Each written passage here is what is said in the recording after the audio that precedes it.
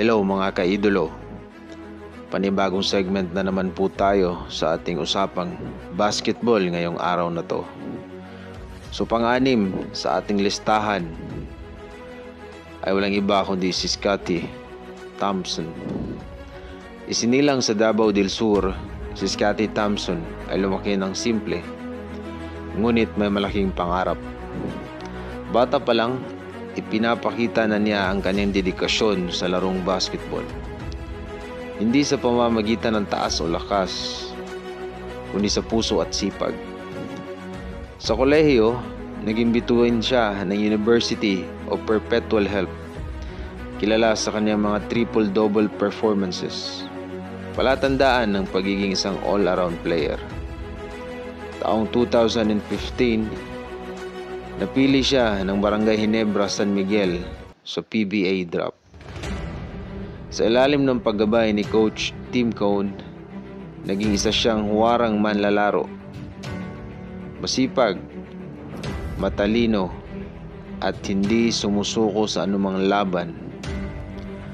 Mga gantimpala niya noong kolehiyo sa University of Perpetual Help Altas, NCAA Most Valuable Player MVP Season 90-2014, NCAA Mythical 5 2014, NCAA Rookie of the Year Season 87-2011, Triple-Double King ng NCAA, kilala sa madalas niyang makakuha ng triple-double sa mga laro. Top rebounder na guard kahit hindi matangkad, madalas siyang nangunguna sa rebounds. Mga gantimpala niya sa PBA, under Barangay Ginebra, San Miguel, PBA Most Valuable Player 2021, PBA Finals MVP 2022 Governor's Cup, PBA Mythical First Team 2021 at 2022, PBA All-Star Game MVP 2018, PBA Most Improved Player 2018, PBA Sportsmanship Award 2022, at higit sa lahat, PBA Champion, ilang ulit na kampiyon kasama ang Barangay Ginebra, Philippine Cup, Commissioner's Cup, at Governor's Cup, PBA All Defensive Team 2022, at miyembro ng Gilas Pilipinas, kinatawan ng bansa sa mga international tournaments.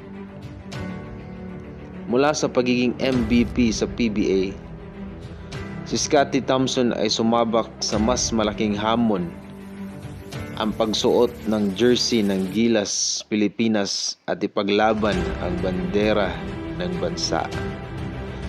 Sa mga laban sa FIBA at iba pang international tournaments, si Scottie ang naging simbolo ng Filipino grit. Tahimik pero palaban, mapagkumbaba pero puno ng tapang. Hindi siya bumibitaw kahit harapin pa ang mga malalaking kupunan mula sa iba't ibang bansa, at handang irepresenta ang bansang Pilipinas. Ang kanyang presensya sa Gilas ay hindi lamang sa opensa o depensa, kundi sa inspirasyong ibinibigay niya sa mga kapwa niya manlalaro at sa buong bayan. Para kay Scottie, ang paglalaro para sa bansa ay hindi tungkulin lang. Ito ay isang karangalan na pwede mong ipakita sa buong mundo.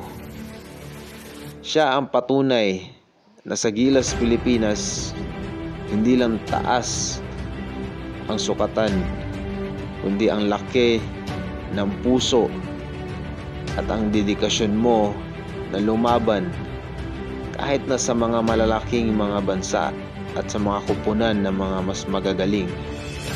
Kayang ipakita ang tunay na talento ng Pinoy.